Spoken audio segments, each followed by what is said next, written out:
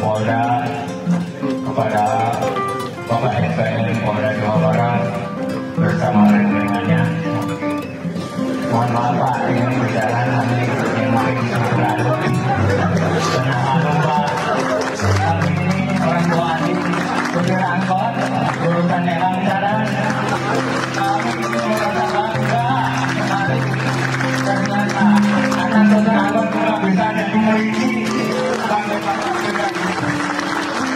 Bisa, alhamdulillah.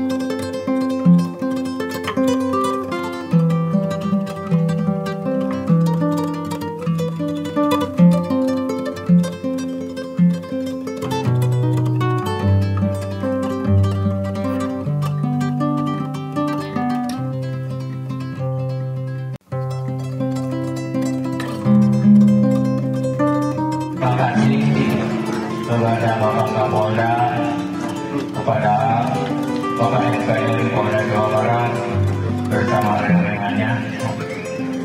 Mohon maaf Pak, ini berjalan nanti yang mungkin berlalu.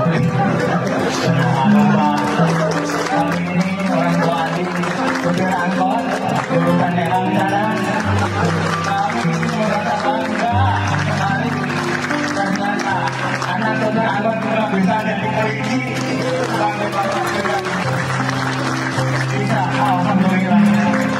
Terima kasih sudah nonton. Jangan lupa like, subscribe, dan share ya.